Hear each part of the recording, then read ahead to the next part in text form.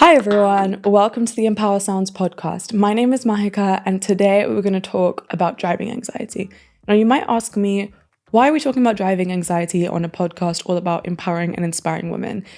Driving is unfortunately in the world that we live in today still a privilege, not a right for a lot of women. We live in a society where due to cultural factors, socioeconomic factors, factors around like what women should do in the house and all this kind of stuff, where a lot of women in many cultures can't drive. And I was reflecting on a conversation I had with my grandmother, who told me that she never got the opportunity to learn because I have suffered with driving anxiety for the past 4 years, and I only got my license last month after 4 years of crying and having mental breakdowns in the car and feeling anxious and feeling stressed and feeling like I could never do it. I wanted to give up. And my grandma said, look, honey, like, I never got the opportunity, and driving is one of the biggest freedoms because you can take yourself places, you can leave a situation that doesn't serve you. And she said that she put a lot of effort into making sure that my mum and her sisters would be able to drive. And she said that it was important to her that I did the same, and she never got to. And after having that conversation, it made me think, yeah, like the ability to learn such a skill is so lucky. And so if you have the opportunity and you're suffering from anxiety and you are kind of getting in the way of giving yourself that freedom, then this conversation is hit for you. Now, I'm talking about driving because that's something that I have been struggling with recently. But this conversation can be applied for whatever anxiety you may feel. It might be about public speaking. It might be about going on dates. It might be about friendship, about literally just the chronic and constant anxiety that we can sometimes feel as young women. And so I want to talk to you about that today. And I want to start with the story of like my driving journey because I think that will provide some context, and then we can talk about how to fight anxiety. So I started learning driving when I was 17. And because of COVID, I only had a month to do lessons before I went to university. And a month is not long enough to learn all the content. So I kind of got to like 60%. Now, before I even got in the car, I have a condition called dyspraxia. And if you don't know about it, it's a motor coordination disability. And so I find it very hard to tell left from right, to judge how far something is from me and how fast it's coming towards me. All essential skills for learning to drive, right? And so getting into that car from day one, I was already like panicked. And a lot of the people in my life had just lovingly and jokingly been like, oh, you're going to be such a chaotic driver, or like, oh my God, this is going to be so scary getting in a car with you. And I, again, got into that car with almost this like loser's mindset of like, I'm never going to be able to do it. I'm so chaotic. There's so much to learn, all this stuff. Anyways, I learned about 60% of the stuff that you're meant to know to drive a car. And then I went to university. And I live in London for uni. It's public transport central. Like I didn't need to drive. No one really drives in London. And so I kind of forgot about it. And then I moved back to my parents' house in the countryside over the summer. And even to get milk, you need to drive a car. Even to be able to see your friends, you need to drive a car because the public transport's not great. And being like an adult woman, having to rely on my family felt very like, I felt like a loser. And there's nothing wrong with depending on your family, but like I wanted to be the one to help out, and I wanted to be able to, like, my friends were getting summer jobs and I got a job at a nursery, but it was like 40 minutes away and I had to get like my parents to drive me every morning. And I started to have this thing of I really want to learn. So I started again. And this time the driving anxiety was so bad. Like every time I'd get in a car, I'd feel so anxious. And it got to the point where I had done so many hours of lessons, but I just literally couldn't do it. I was so scared. And then I moved to Spain. And again, I didn't think about driving for a year. I lived my best life. And I came back. And after living in a different country, having my own place to stay, like doing my entire life, going back to my parents' house and not being able to even go buy bread or milk or help my parents in any way or like do anything, it felt very like, I felt very stuck. And at that point, like I was trying to get a job and I couldn't get a job. And like, I just felt like I couldn't do anything right. And it made me realize that for many years, I was just kind of avoiding the fear of driving and of being bad at it and the anxiety I felt of like, maybe I'm not capable of doing this and maybe I'm going to put myself and other people in danger. And so I decided that, okay, this is the time I'm going to finally learn. Even if I have to go back to London, like I'm going to come back to my parents' hometown and I'm going to learn, and I'm going to do lots of intensive lessons, and I'm going to do it. And oh boy, was it a journey, like such a journey. And I'm going to share that with you today because, again, this is about driving anxiety. And if you have driving anxiety, if I can do it, you can do it, I promise you. But if you have any other anxiety, then this conversation is for you too, because the strategies that I use to help overcome the driving anxiety is the same strategies that you can use to do that thing that you're scared of in the world of work, or with friends, or with your relationships, or just with travel, or whatever is making you feel upset. So the first thing I want to talk about is identity. Now, this has been talked about in the context of habits, and like if you want to form a habit, you have to have the identity of the person who does the habit and all this stuff. But I want to take it one step further. And if you are someone who identifies as an anxious person, you're going to keep finding reasons for that to be true, because our brain has this thing called the reticular activating system, and we deal with a lot of data every single day. And if it's trying to organize and sort the data, it creates filters. And if you say, I'm an anxious person, it's going to filter out all the information from your day and try and find reasons that that's true. And so rather than identifying as someone who is anxious, just remind yourself that you are not an anxious person. You feel anxiety. It's an experience of yours. Like, you and the anxiety are separate things. They're not the one and the same. It's the same experience. Like, you can still feel the same sensations. So when you stop telling yourself, I'm an anxious person, and you start being like, I'm a calm person, but I'm feeling anxiety, it sounds silly, but it makes such a big difference, because our subconscious mind governs 98% of our thoughts and our actions and our behaviors. And so if you keep telling yourself that you're anxious, your subconscious brain is going to listen, and it's just going to keep giving you reasons to feel anxiety. And so again, I want you to stop calling yourself an anxious girly, or you can call yourself a recovering anxious girly if you must. But just say that you have anxiety, or that you feel anxiety, or that it's an experience that you're having. And I also want you to tell your friends. If you have friends that are like, I'm an anxious girly, no, not anymore. You're not an anxious girly, you just feel anxiety, or you're experiencing it, or you were put in an anxiety-inducing situation. Also, I want to talk about how anxiety is not just a mental experience, it's a physiological one. You feel anxiety in your body. It's your nervous system being dysregulated. There is a purpose behind anxiety. It's to kind of put your body in fight or flight so you can leave stressful situations. But if you are chronically experiencing anxiety, it's because your nervous system is dysregulated. Now, there are so many different ways that you can learn to regulate your nervous system.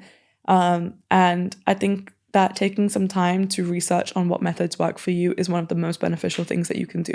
I like using different breath work techniques. So you can do this thing called box breathing when you feel anxious, where you breathe in for 4, hold for 4, exhale for 4.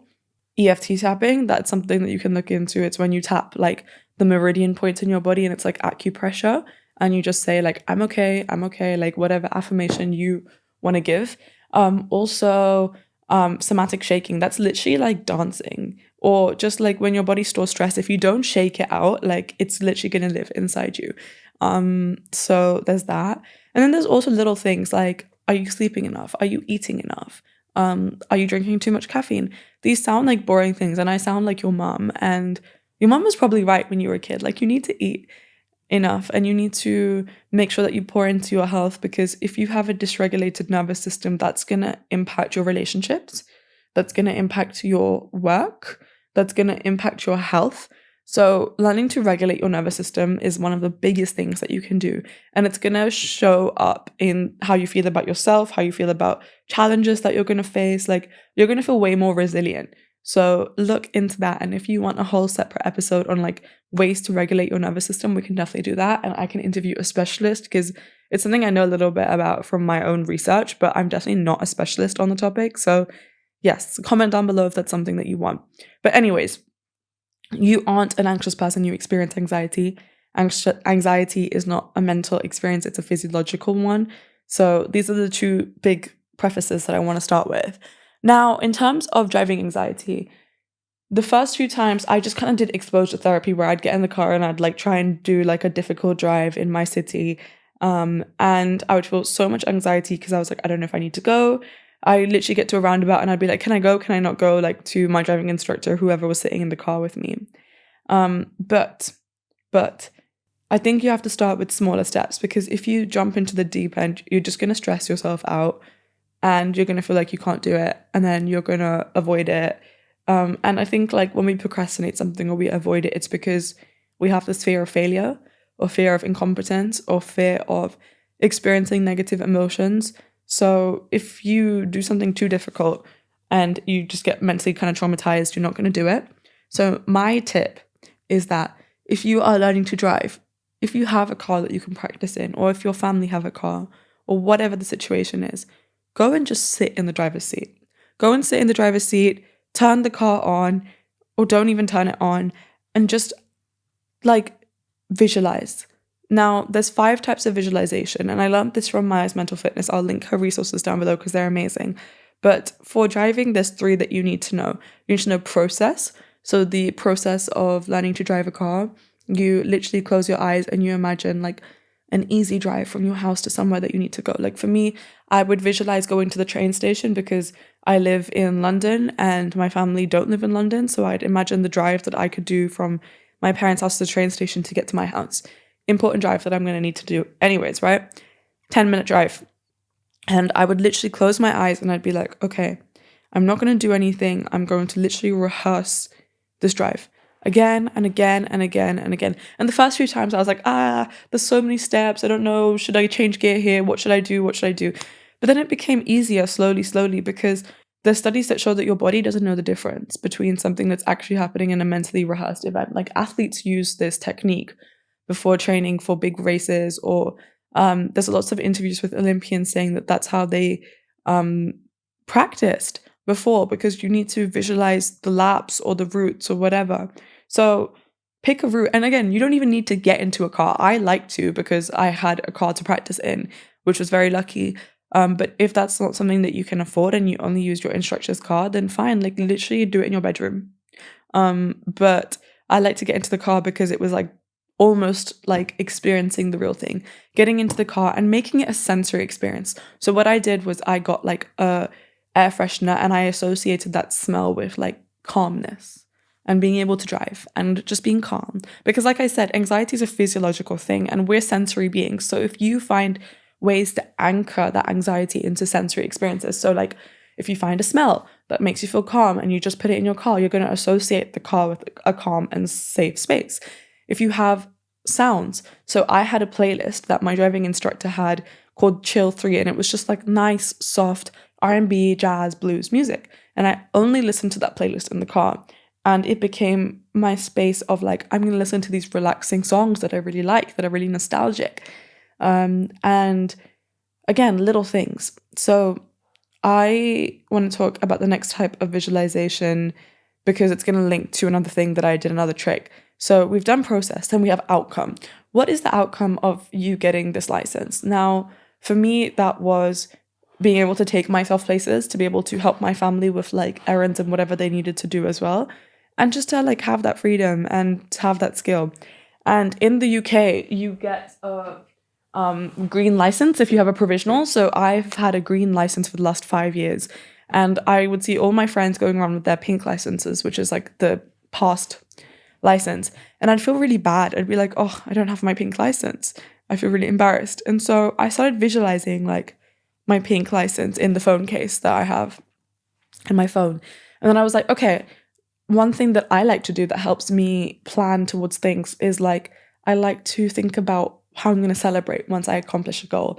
So I thought, okay, when I get my pink license, I'm going to have a pink party. And I'm going to get like pink cakes and pink flowers. And I'm just going to celebrate with either my family or a friend or literally just by myself. But I'm going to just make a day out of it and like have like all the pink stuff to think about the pink party. And around that time that I started to drive again, my cousins had gifted me some pink earrings for my birthday. So then they became my driving earrings and I would only wear them in the car. And when I could see my eyes and my ears in the mirror, like the front mirror, I would visualize, okay, pink party, pink earrings, I'm gonna pass. And again, like, it's such a mundane experience. Like, I could literally throw myself a pink party today. I could go to the shop and I could buy some pink flowers and some pink cupcakes, and that's a pink party. And so, like, I normalized that experience in my mind of, like, that's so doable. So to get there, like, all the steps before that are so doable again and again and again. And so that outcome became very easy for me. I was like, oh, okay, that's going to happen. That's definitely going to happen. And so doing that really, really, really helped. So process and outcome visualizations. Then creative visualization is the next one. When you feel anxiety, again, it's something you feel in your body. So I want you to close your eyes and I want you to give the anxiety a shape and a color. And then you, like, literally, like Inside Out, the movie. And then you, like, kill it. You do whatever you want to do it. So for me, anxiety was sometimes like this golden frisbee with spikes on it in my stomach. And it was just like rotating and like cutting up my insides.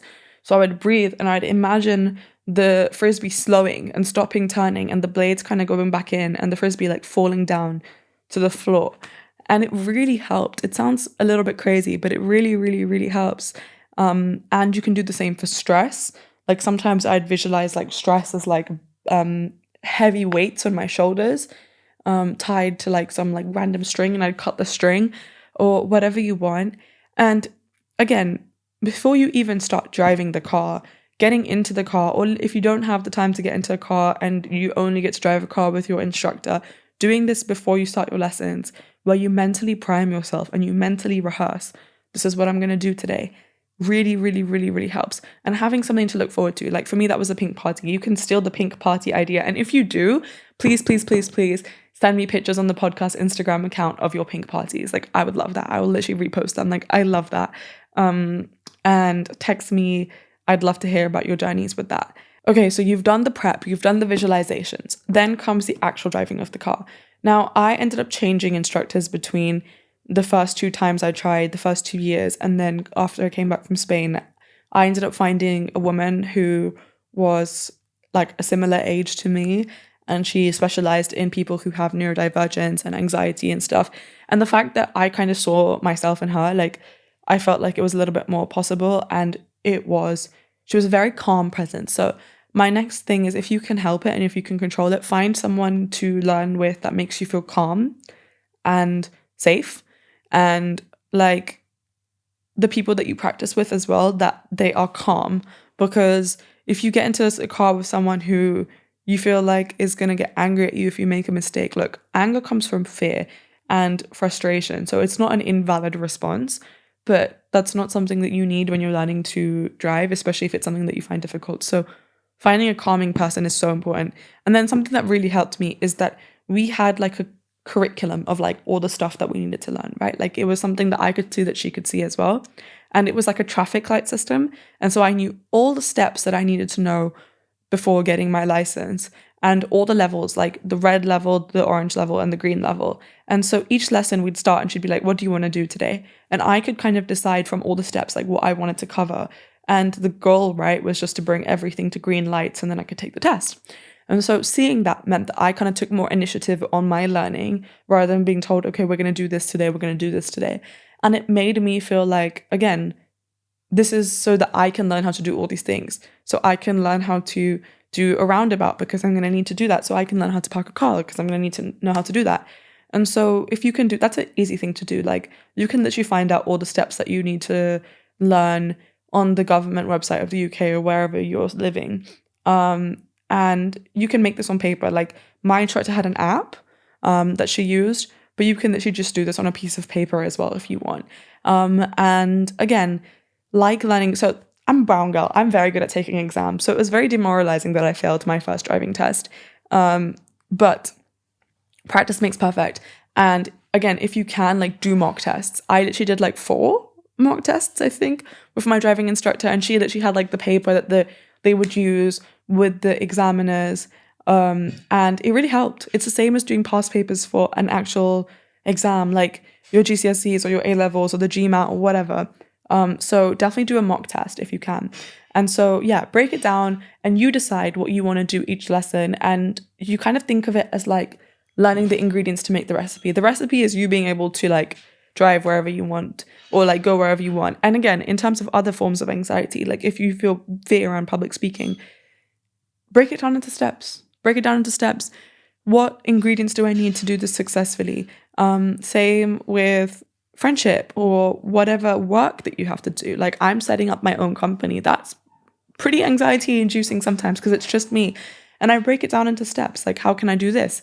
And then some days you're going to have more energy than others, especially if you're a woman. Like we operate on a 28-day menstrual cycle. And so if you are in your luteal phase, you're going to feel more sensitive, more anxiety. And so knowing that and like kind of planning, okay, maybe I'm not going to do something that's super uncomfortable for me and pushing my comfort zone today because I don't have the same capacity as I do in my follicular phase or in my ovulation phase. And so knowing that is super, super, super important as well. Anyways, so you've done the visualizations, you've broken down the steps, you've done the mock tests. Now what?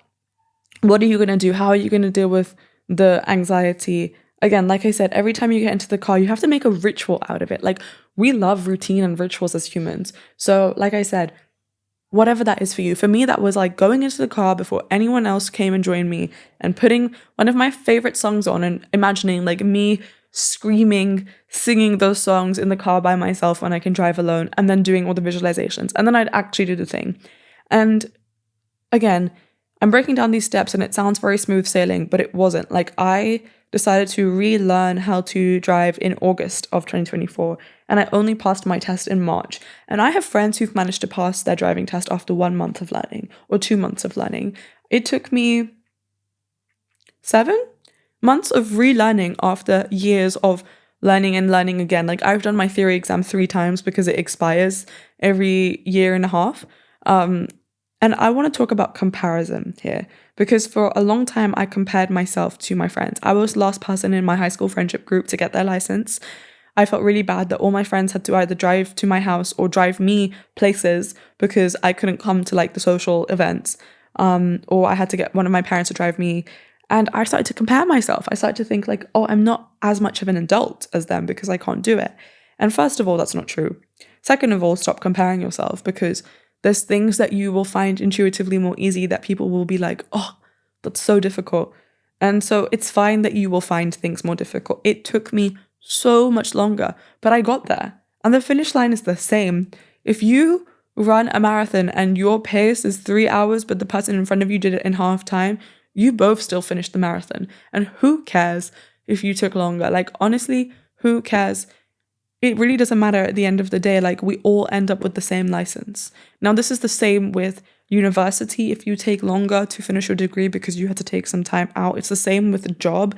If you take longer to get to a milestone, it's the same with relationships. I'm 21 years old and I've never been in a relationship. And a lot of my friends have been. And it gets to the point where people ask me, like, why have you not been? Like, what is this? And rather than comparing myself, I know that like my time will come. My time will come when it needs to come. And when you look back, you realize that like, why were you in a rush?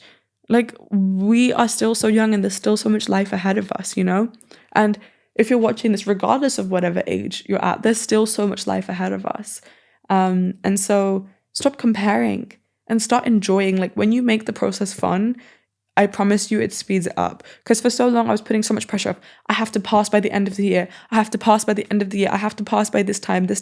And I just wasn't ready. And I kept asking myself, like, is the goal to pass the test or is the goal to actually be able to unlock a new level of experiences, unlock road trips with friends, or helping my family out by driving them when they need to go somewhere, or being able to take myself on a solo drive, or being able to drive myself to the grocery store or the gym, whatever? Or is it to have the piece of paper so I can tell everyone that I can do it? And obviously, like, it's nice to have the piece of paper, but it's about unlocking the new experiences. And if you take more time to get that, that's okay. It means that you just need to build the confidence that that's where you're going and that's where it needs to happen. So again, stop comparing. Like, I know it's easier said than done, but there are people who are sitting there and envious of your talents and your abilities to learn things. And I promise you, like, the comparison game is like no one wins. Literally no one wins from it. So that's my takes on driving anxiety. It is find an end goal that feels more fun than just the piece of paper. Like, why are you doing it? Find your why. Then remember that you have to practice in your mind to train your body that you're fine. So do the process meditations, do the outcome meditations, do the nervous system regulation. It sounds crazy, but I promise you it works. Then practice. And when you practice, don't aimlessly practice, because you're just going to rack up lots of hours of doing something without any plan. So ask yourself, what steps do I need to have to get to where I need to go? Like for driving, there's a pretty clear set of things that you need to know how to do. Break it down. When am I going to do this? How good do I need to get? Literally just do the traffic light system and break down all the steps. And again, make the experience as fun and as calming as you can. When you put so much pressure on yourself to rush and to get to a goal, like for so many years, I was like, I need to learn this summer. I need to learn this year. When you get rid of like the timeline, and again, this is easier said than done, and not everyone has this luxury. Like I had a friend who had to learn in 2 months because he needed to have a license to get his job. But even so, like when you try and make the process fun, you put less pressure on yourself. And when you put less pressure on yourself and you're more relaxed, you actually do a better job. You're actually less stressed. You actually make better decisions. So use that. And remember that you are not an anxious person. You are just experiencing anxiety. We experience anger. We experience happiness. We experience loneliness. That doesn't mean we have to attach ourselves to any of those emotions. And so with that, I leave you. And I'm telling you that if I can do it, I promise you, you can do it. And it might take you some more time. And you might have to try again and again. But I want this to be your reminder that nothing is out of your reach. There's no skill that you can't learn. You will find some things harder than others. And sometimes anxiety does get in the way, but your anxiety is lying to you because it's trying to protect you, but you don't need to be protected because you can take care of yourself. Okay. Thank you for listening to my TED Talk. If this helped you, please comment. Please send this to someone who struggles with driving anxiety, because I know I'm not the only one, or just anxiety in general. And let me know your thoughts on the podcast Instagram or TikTok, or just comment. And if you do a pink party, please send me pictures, because I think that would be so fun. And yeah, let me know what else you want to hear on the podcast. We do interviews all about personal and professional growth and just sharing the tools that you need to be the happiest, healthiest, most successful version of yourself. So anything I can do to be part of that journey for you, you tell me and I will make it. Thank you. I hope you enjoyed the rest of your day, and I love you.